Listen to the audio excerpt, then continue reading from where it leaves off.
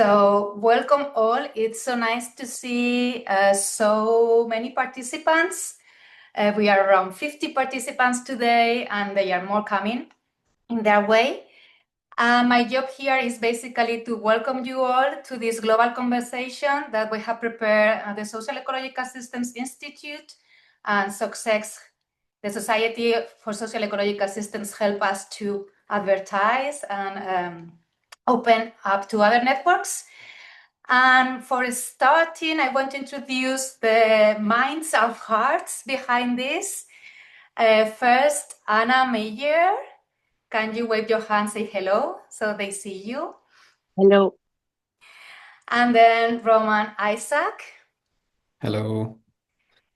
Both from Social-Ecological Systems Institute. Also, Anne Crowdy. She will help us facilitating one of the working groups, also from the Social-Ecological Systems Institute. And now I will ask Anna to introduce the whole global conversation and our speakers. And Anna, whenever you want, take it away. Thank you, Berta, for giving me the floor. So welcome, everyone, and thank you so much for joining us today for this global conversation. It's wonderful to see such a diverse group of participants coming together from different places and perspectives. And I will briefly introduce the idea behind this global conversation. The aim is to explore how conservation, justice, and sustainability unfold in an increasingly interconnected world, where places, people, and ecosystems are coupled across distances through flows of materials, policies, markets, and ideas. And we are very grateful to have 4 inspiring speakers with us today, who will each give a short presentation to inform our joint discussions later on. So first, we have Rachel Carmenta from the School of Global Development and the Tyndall Center for Climate Change at the University of East Anglia, who will introduce the notion of connected conservation. Then Marcela Munoz from the Department of Environmental Politics at the Center of Environmental Research, the UFSET, who will take us through the palm oil supply chain linking Colombia and the European Union, followed by Carlos Bolaños Aguilar from the National Autonomous University of Mexico, who will share insights into mezcal production in Mexico. And finally, Jack Liu from the Center for Systems Integration and Sustainability at Michigan State University, who will present the metacoupling framework. After these short inputs, we will move into breakout rooms where you will have the chance to discuss specific themes that connect to the speakers' contributions and to reflect together on what working toward conservation in a coupled world could look like in practice. We are very much looking forward. And with this, I'll give the word to Rachel and stop sharing the screen.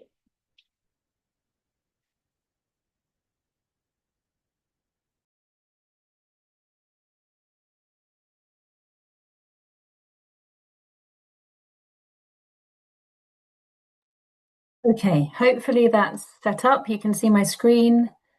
Great. I just want to reduce that. Okay, that's better. So, hi everyone. Thank you so much to the group of organisers from SESOC and from Leuphana for inviting me to be part of this global conservation conversation. I want to share some thoughts, although I'm keeping them brief, on what connected conservation is and why it's needed.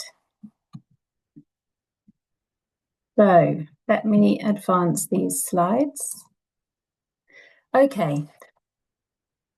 Essentially, the connected conservation model was born from a more critical sort of an opinion piece, which was really around the observation that so much conservation practice tends to be happening at the site level in biocultural landscapes and tends to target the actions of the rural poor. And this seems astounding when we take a step back and we recognize, as we all know, that it's really wealth and accumulation, albeit in distant centres, which are the greater drivers of environmental collapse. And so we wrote this up into a perspective piece, which was urging the recognition of this problematic, what we call the poverty biodiversity loss association that seems to be so pervasive in conservation practice. That is, you know, the sort of underlying assumption which you can see in so many different facets of conservation action, which tends to orientate towards the actions of the rural poor.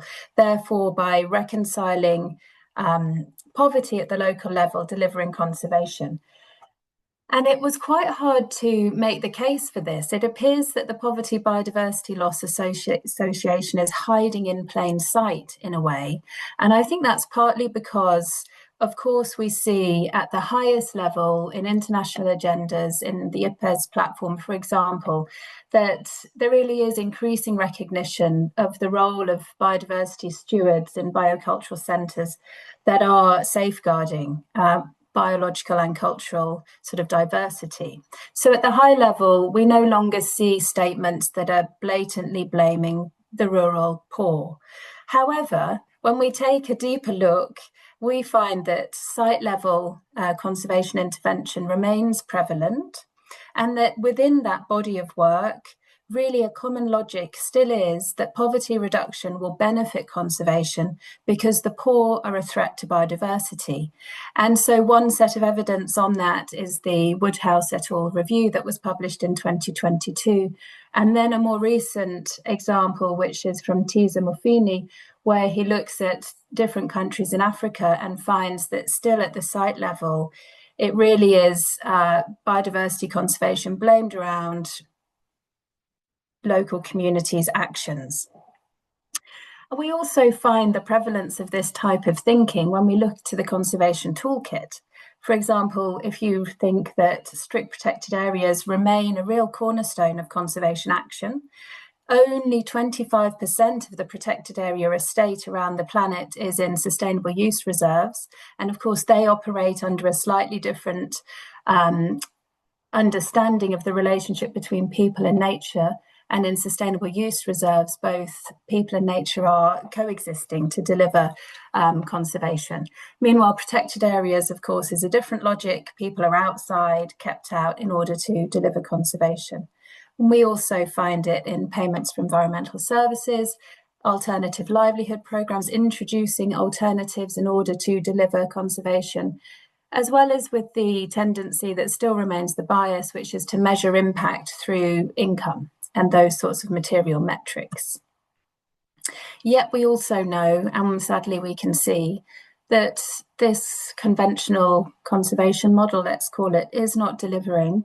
You know, there are leading reports, WWF, IUCN, IPBES, all documenting how the state of nature is declining. And not only nature, but the biocultural diversity that's part of that. But also this thinking, this sort of poverty-blaming thinking can't deliver either equitable or effective conservation because the emphasis at the site level really exonerates the actions of the wealthy, those distant actions which are so fundamental in biodiversity decline. And also, if we want to sort of take a more critical, theoretical view, it also is failing to really interrogate what constitutes poverty. It's overly concerned with material metrics. It fails to tease out the difference between cash poverty, well-being, and welfare. And of course, there are very plural notions of well-being and what it means to live a good life.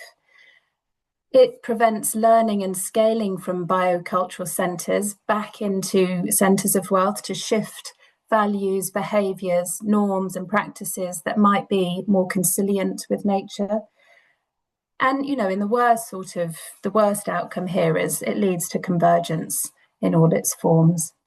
And so in this paper then, that was the birth of the Connected Conservation paper, but ironically was published after, we developed this sort of framework, if you like, which you see there on the right, which is that these different reasons that keep the prevalence of this poverty biodiversity loss framing in conservation are pushing towards the centre, which is the PBLA-informed conservation practice. And what we argue is these tendencies need to be recognised and called out, and we need to counter them by pulling back into a space where actually, rather than the disciplinary dominance that we see, we can make space for a more transdisciplinarity and complexity thinking approach. Or with the way in which the PBLA feeds into convenient governance, we need to pull back into more transformative governance and operate in ways that allow us to counter this convergence, putting us in a space where a model like connected conservation would be possible. And of course, I'm being brief, but there is a lot more to discuss on all of this, and the paper goes in depth. We submitted the critique, and then we were challenged by the reviewers, well, this is all well and we agree, but what should conservation do instead? And that was such a more difficult question to answer. And it really made me then turn to colleagues and collaborators and pull together a very interdisciplinary group of scholars to really address that question. And what we came up with over some years was the connected conservation model. And what this model does really is it deals with those issues that the PBLA framing sort of manifests by offering a dual or a multi-armed approach to conservation. And what this connected conservation model aims to do is introduce new actions that are across scale and also sectors to disrupt and diminish the dominant drivers of biodiversity decline, which stem from centres of wealth, meanwhile enhancing and amplifying those positive yet marginalised contributions that come from biocultural centres and that are delivering biological diversity and cultural diversity. I would say that connected conservation also challenges conservation to be more political, and I'll explain in a second. Essentially because what we needed to do in redefining conservation action was think hard about, well, what would the future be? What would it be that conservation is aiming for in this model? And so in the paper, you'll find that what we had to do was elaborate these desired states. And we developed two sort of overarching ones for centres of wealth and another two which relate to biocultural centres. And so in centres of wealth, it's around pushing for and working towards gratification over growth, as well as accountable trade. And then in the biocultural centres, it's around autonomy and rights and supporting knowledge and value diversity. And the reasons for that is because here is the sort of full model in schema form.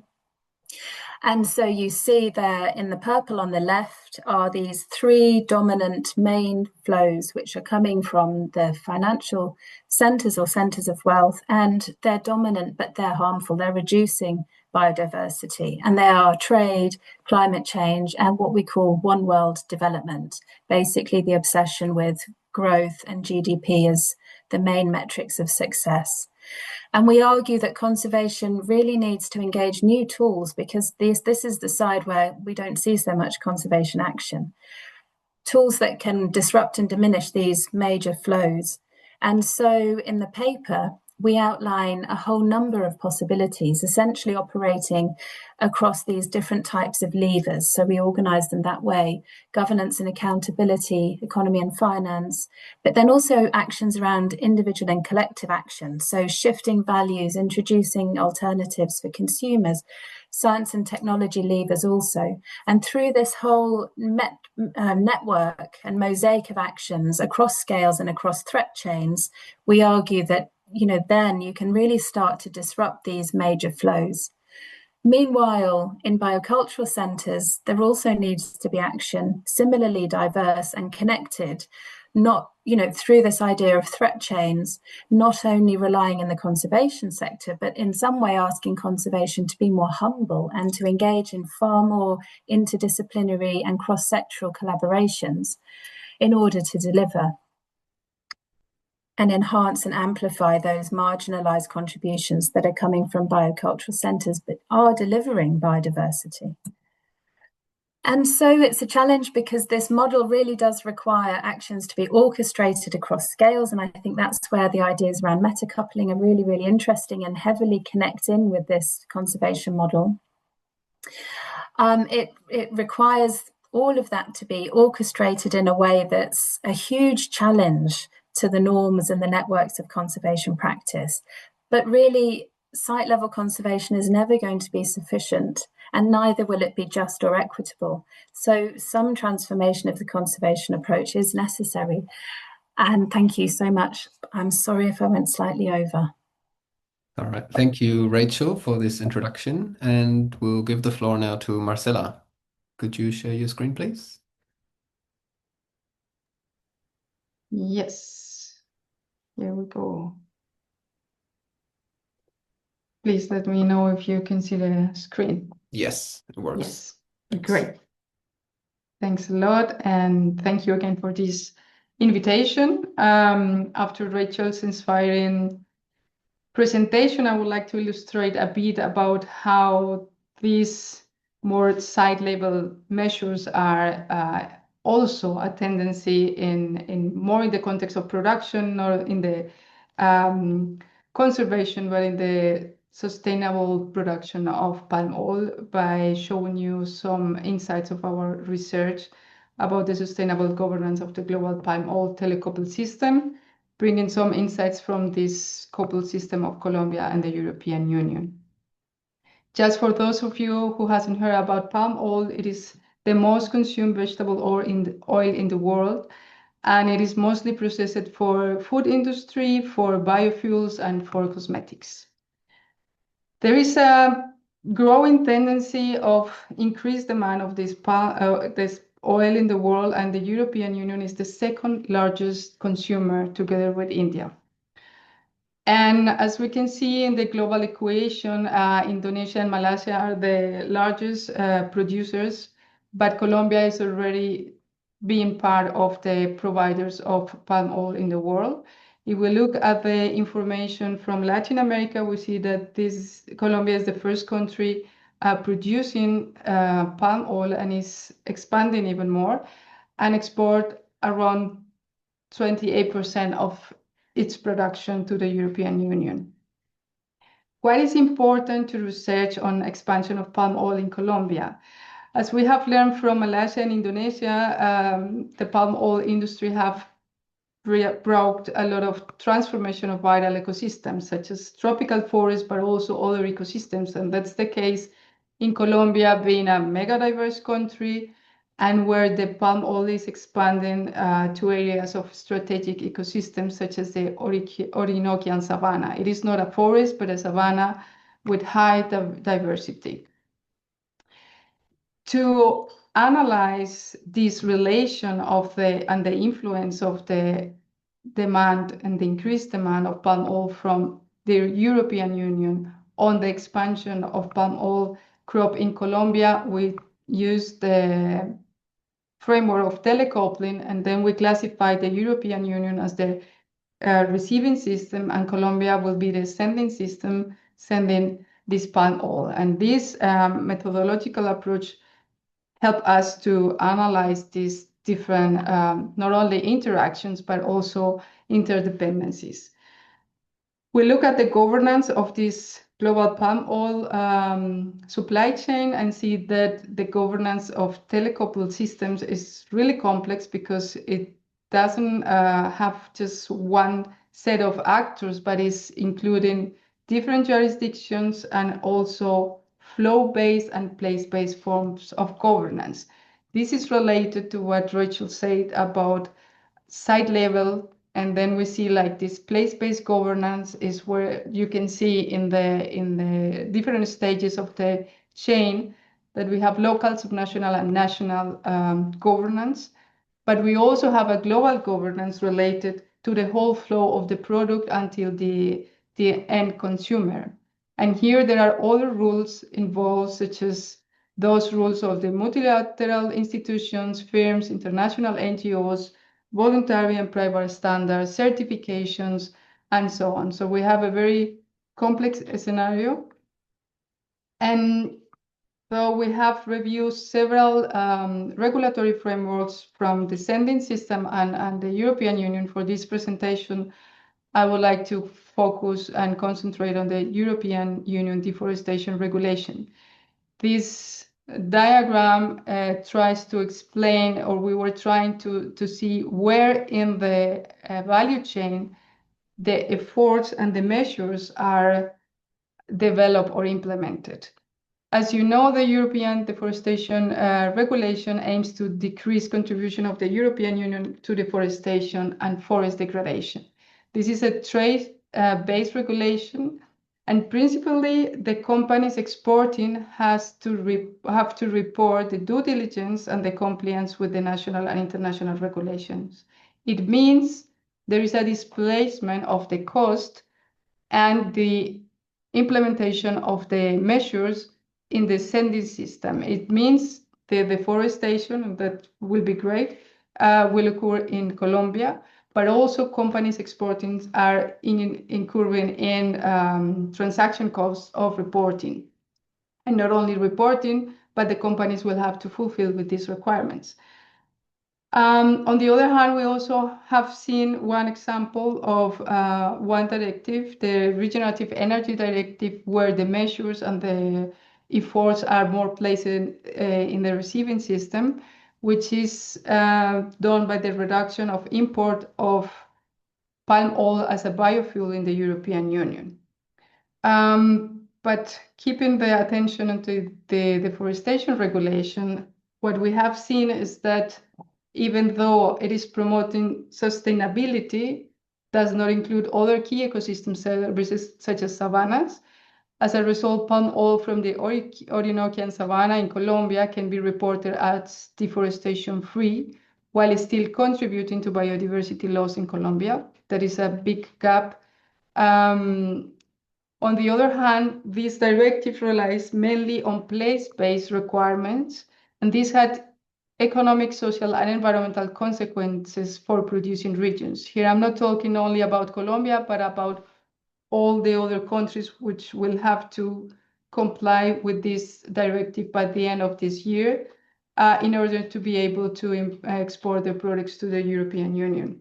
And we're talking about access to certification. We're talking about making this gap between the wealth and the poor larger in countries where the differences are so big.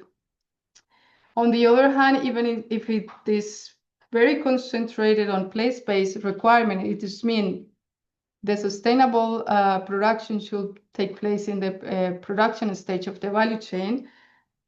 The responsibilities in the receiving system, it is in the European Union, such as reducing consumption or support in the implementation of these measures, are largely overlooked.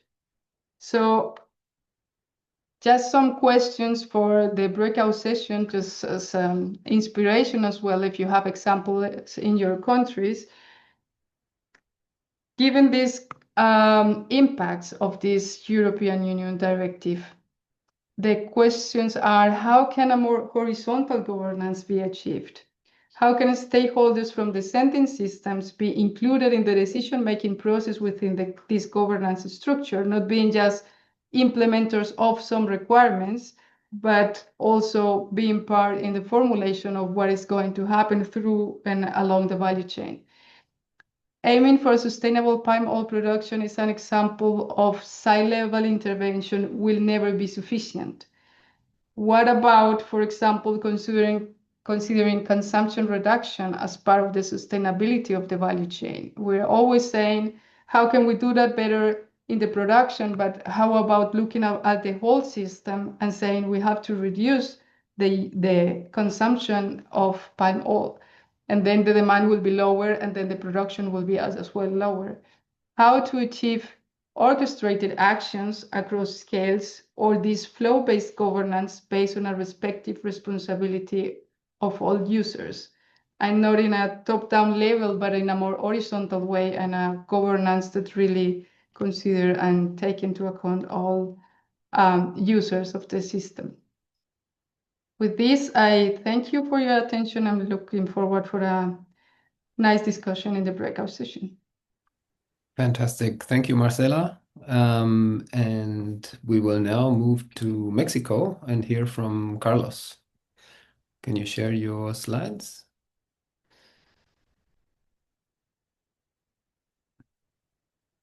Perfect. I think so. Can you hear me? Yes, we can hear and Perfect. see your presentation.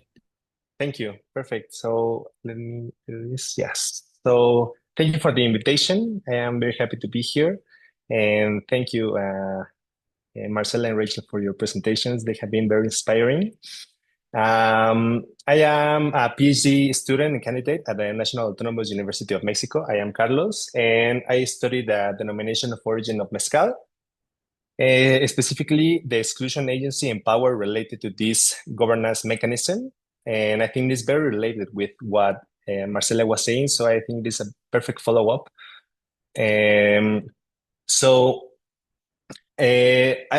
Right now, there are diverse governance mechanisms for conservation and justice.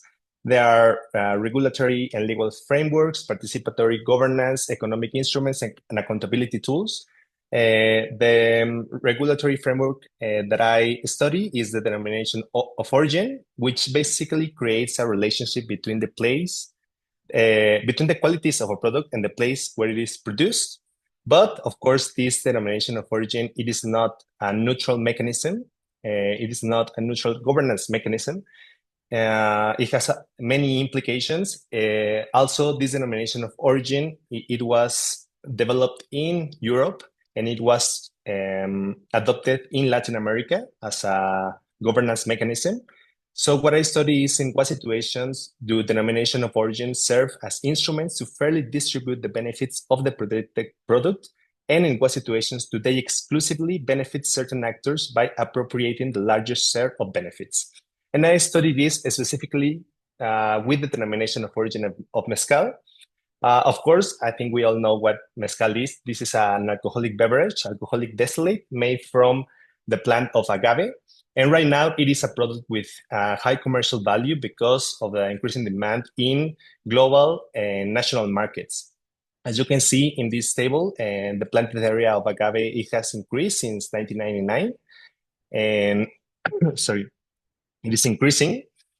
The denomination of origin was created with this aim. This is actually in the normative.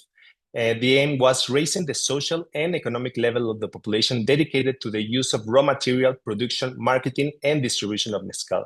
So the denomination of origin, it has proved to have many benefits, like the improvement of the production industry, like the competitiveness in international markets with this distinctive sign, and the increase of income in those involved in the production chain. This denomination of origin is actually one of the biggest in the world, if not the biggest. As you can see in this map, all of these states in green has municipalities who have denomination of origin. And this was created by the National Chamber of Mezcal Industry to the petition to the government. And once the denomination of origin was created, then normative was created. And this normative is the NOM 070, which basically says that agave and mezcal needs to be made inside of the denomination of origin so that the product can be labeled as mezcal. If there is mezcal produced outside of this denomination, cannot be named as mezcal. But who checks that this regulation is followed? There are these regulatory bodies who have a lot of power, as you can imagine.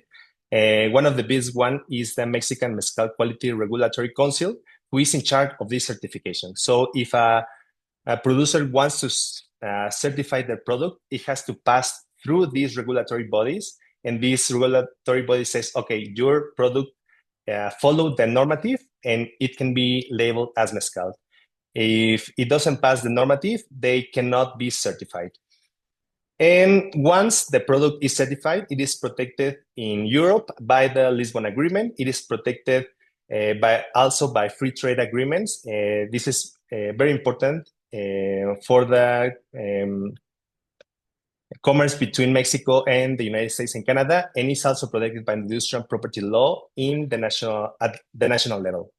So in these photos are two examples. At the left is an example of a certified bottle of mezcal. When you see that the label says mezcal or the denominación de origen protegida or protected denomination of origin, is that the product passed through the certification, and it was made inside of the denomination. At the right, it is an example of a non-certified bottle of mezcal. As you can see, this cannot be labeled as mezcal, and it has to be labeled as destilado de agave or agave distillate. This can be because the producer didn't want to certify their product, or because he or she couldn't do it. So right now, there are 4 scenarios that agave mezcal producers in Mexico find themselves by the denomination of origin. The first scenario is agave mezcal producers within the territory of the denomination of origin who are certified, so they can name their product as mezcal. The second scenario is agave mezcal producers within the denomination of origin who are not certified, so they cannot name their product as mezcal. The third scenario is agave mezcal producers located outside of the denomination of origin.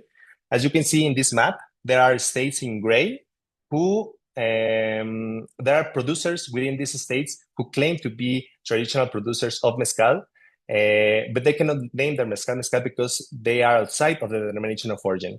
And there is this fourth scenario, which are producers within the denomination of origin who are in legal dispute with public and private organizations for the right to hold the dome. These are the olive green states who are in process to get the denomination, but they are in dispute with other states who claim to be more traditional. So right now, there are a lot of impacts and exclusion because of the denomination of origin in the mezcal production. But as I have seen in the literature review and in my research, is that the causes are more distant. Right now, there is growing demand of mezcal. There is also this emergent narrative that recognizes this mystic and this authentic aspect of mezcal, which tequila, for example, lost. Tequila is right now considered completely industrialized, but mezcal is more authentic, considered more authentic, and this impacts in the changes in consumption. So the consumption is increasing, but the impacts, of course, are more local. Right now, are producers within the denomination who cannot pay the certification process. It is an expensive process, so they cannot pay it. There are also producers outside, as we saw before, outside of the denomination who cannot do the certification process. There are indigenous producers who are not familiar with the legal procedures to do the certification. And this, of course, changes the technology for the production of mezcal. So authentic and traditional mezcal is changing for more industrialized mezcal. And what I am doing right now in my research is to directly link what is the impact of the denomination with these social ecological impacts, like change in social migration, like reduction of agave diversity, overharvest of wild population, deforestation, water pollution, and eutrophication, soil loss, and creation of agave monocultures. So what I have seen till now is that there are these actors who are in power and who have agency, like government institutions, regulatory bodies, and producers, intermediaries, and consumers. What I have seen is that the denomination of origin is a legal instrument that stabilizes supply for large firms and create these long value chains between sending system in Mexico and receiving system in national and international system where consumer systems are. And this denomination of origin, yes, it's used to stabilize the supply in long value chains. And these long value chains result actually in less agency power for producers. And this creates also a standardization processes where mezcal is not as authentic as traditional as others. And this creates also related social and environmental negative impacts. But right now, this is changing. There are an alternative, which are short value chains between sending system and receiving systems. And this can be from certified and non-certified producers. But this is where producers can have more decision power over their own agave and their own mezcal. For example, there are producers who don't certify their mezcal. They say that agave distillate is even more authentic, is even more traditional than the mezcal as we know it, as it's labeled. And they don't pass through this regulatory normative through these regulatory bodies, so they have more agency, they have more power over their own territory, and they also have immediate feedback with the receiving system, with their own intermediaries, with their own consumers. So they have immediate feedback, so they can relate more, and they can have a better relationship within them. And this is linked with more sustainable choices. As producers, they have more autonomy. They know what to do with their territory. They know what to do with their plantations. And they are also really aware of that the conservation is not only about the agave, it is also about other species like bees, like birds, like bats.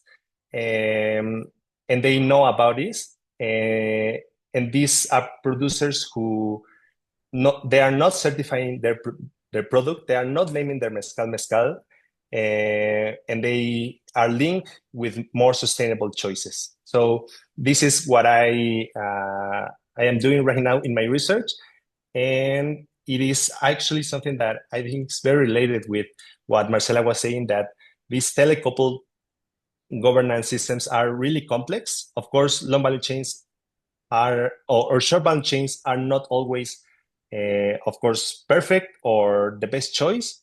But what I have seen is that they sometimes have, they do give the producers more decision power over their own products, so they can conserve more what they have. So thank you. Thank you, Carlos, for this nice presentation on mezcal in Mexico. I just want to highlight that we will go a bit past 3 p.m. here because we started a bit later as well. And I will now give the floor to Jack, who will talk about the metacoupling framework. Thank you so much, Juan, for the organizer for inviting me to be part of this important event.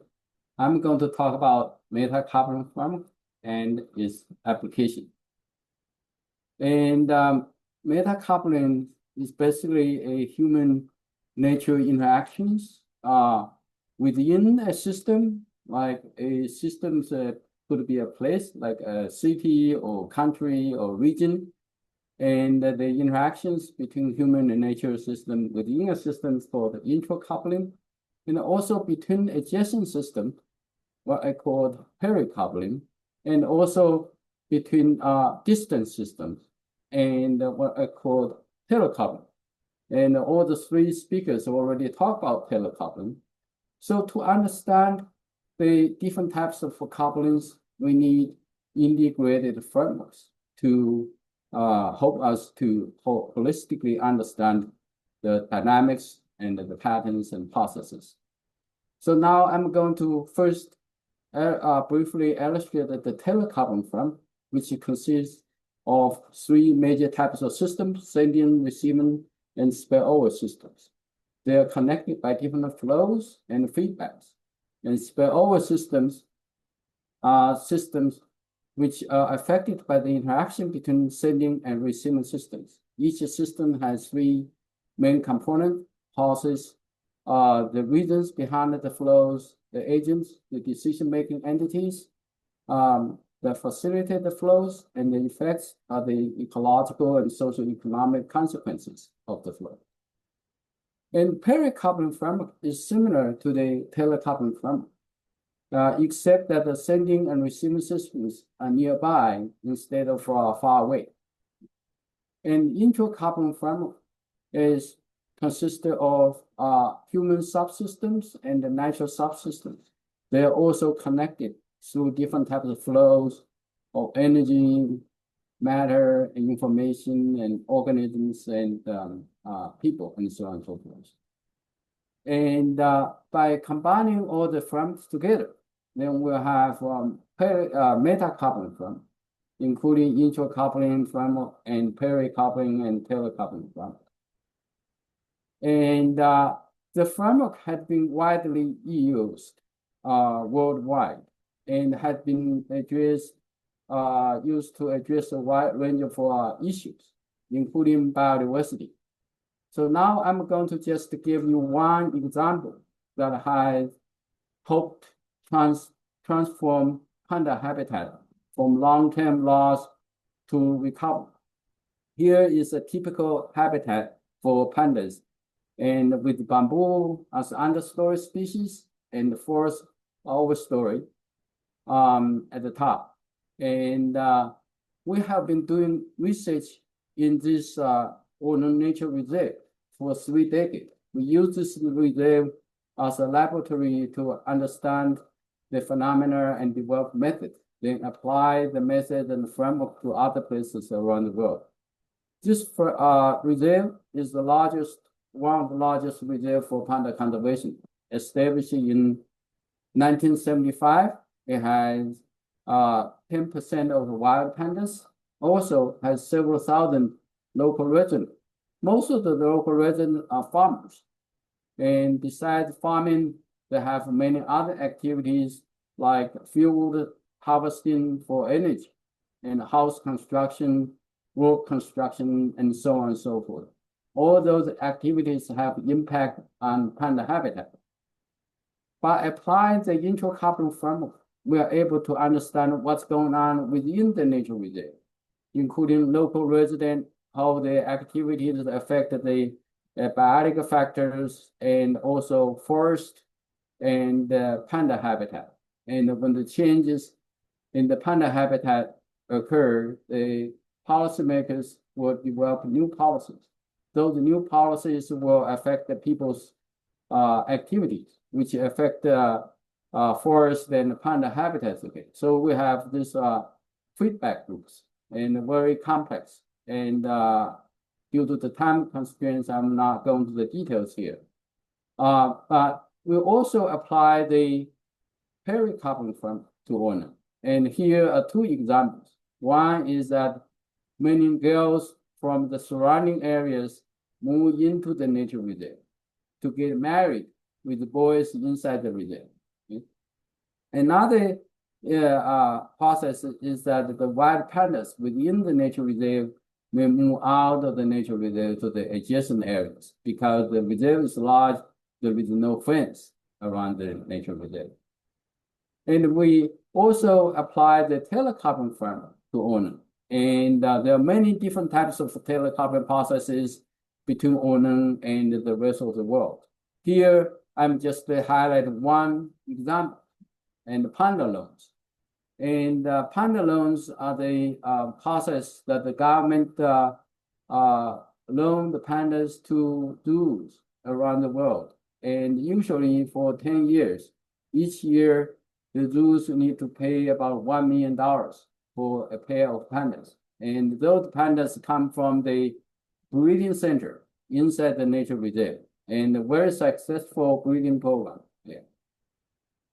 And here is a map showing the sending system of panda loans, and that's on nature reserve. Receiving system are the zoos around the world, including one in Vienna here, and the spillover systems are those places without zoo, without the pandas, but they may go to the zoos with pandas to visit the pandas. So those are a lot of those spillover systems.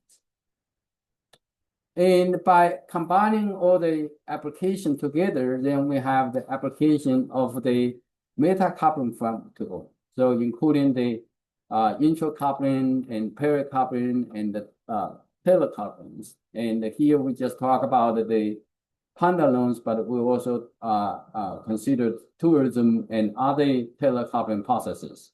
Yeah.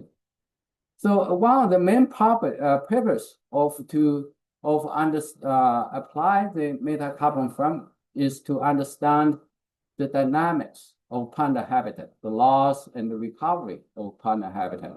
And here you can see before the nature reserve was established, there was a little reduction in the panda habitat. But after the reserve was established, actually the reduction in the panda habitat was much bigger.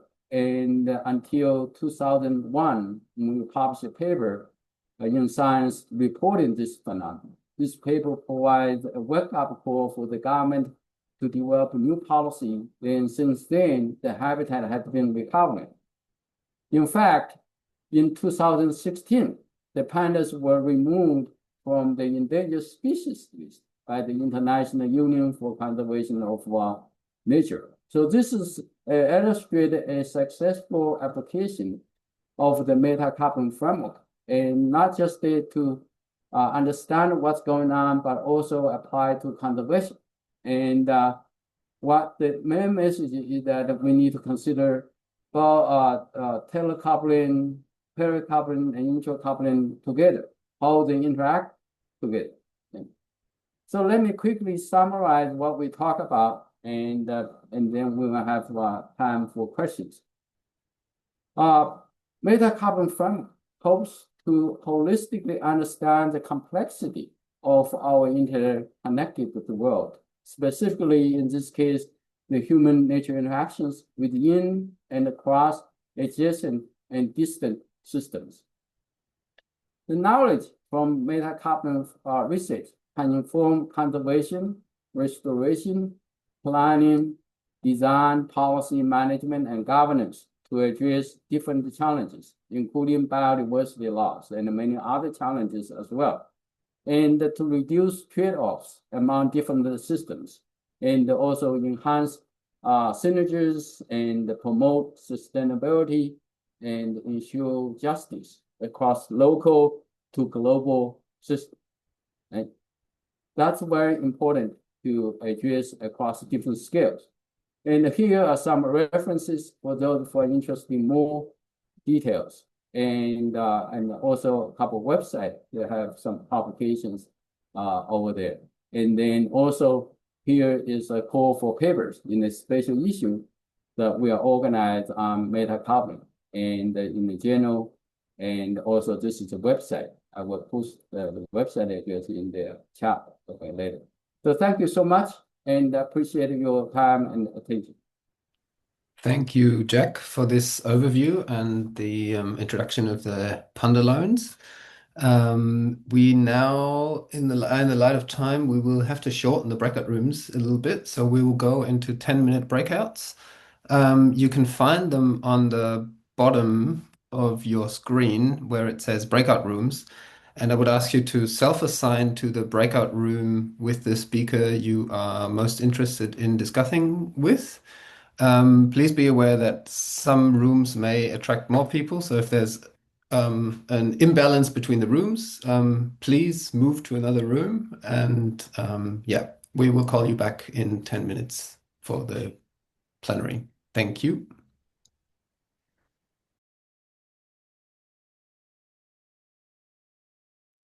Okay, welcome back, everyone. I hope you had nice discussions. I hope everyone's coming back now.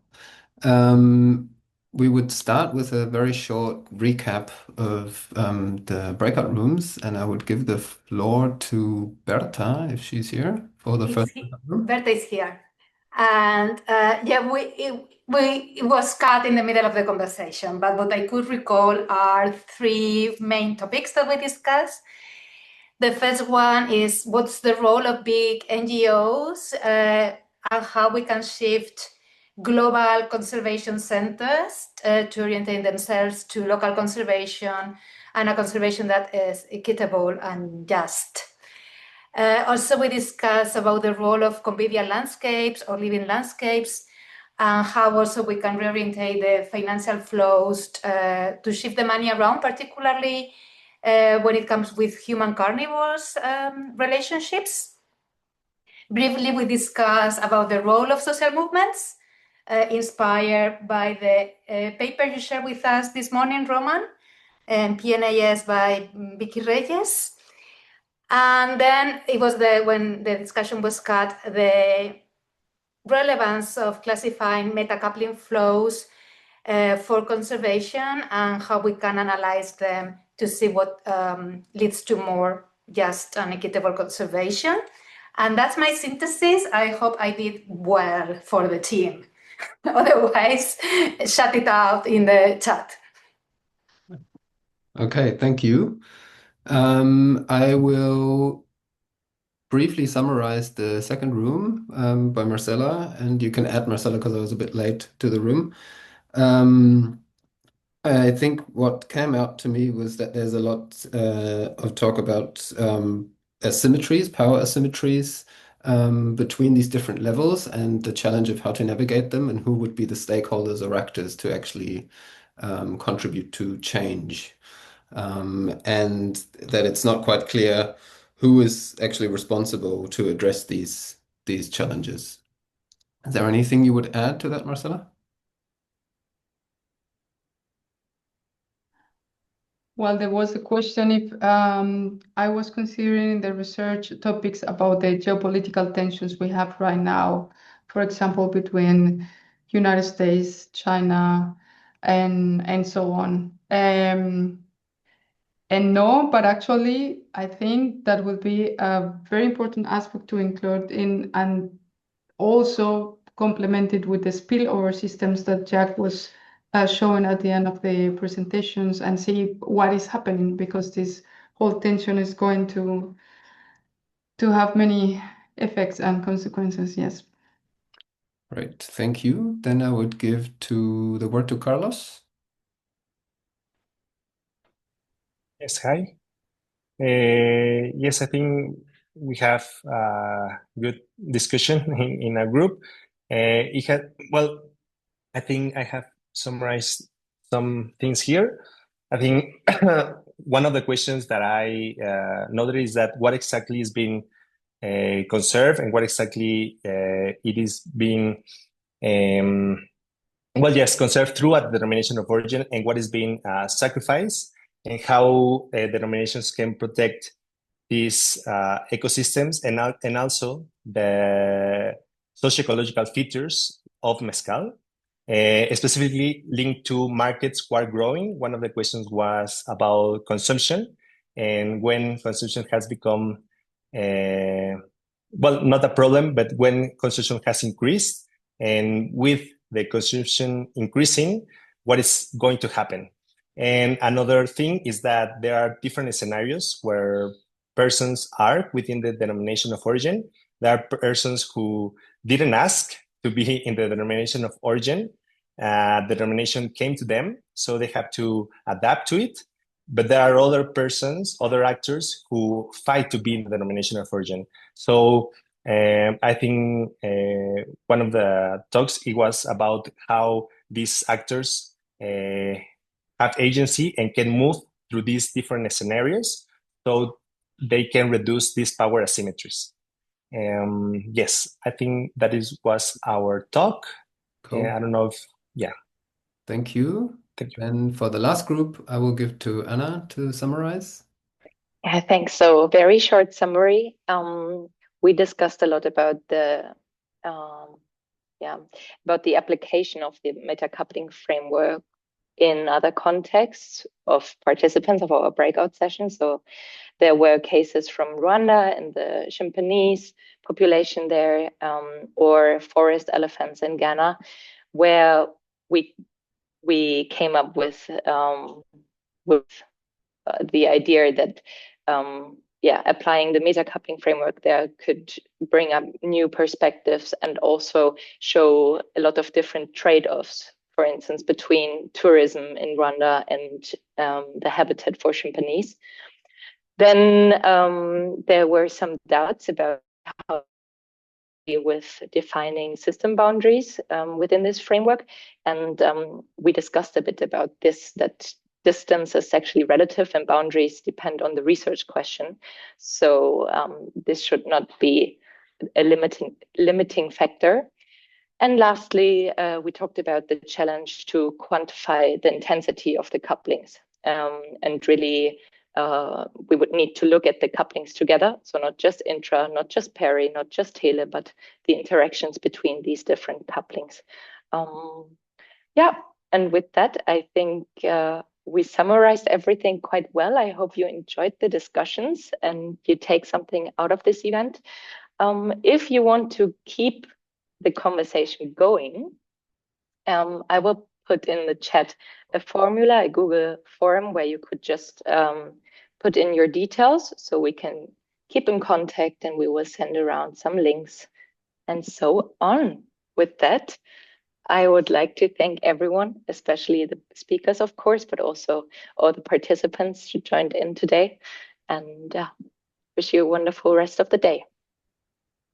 Thank you all, and it was fantastic, the whole hour and a bit more. And let's keep in touch with this conversation. Thank you all participants, the speakers, but also the wonderful team behind this. Yes. Yeah. And we will upload the video recording in the YouTube channel, so you will see it. Okay. Thank you. Thank Thank you you very guys. much. Bye-bye. Thanks. Thank you. Bye.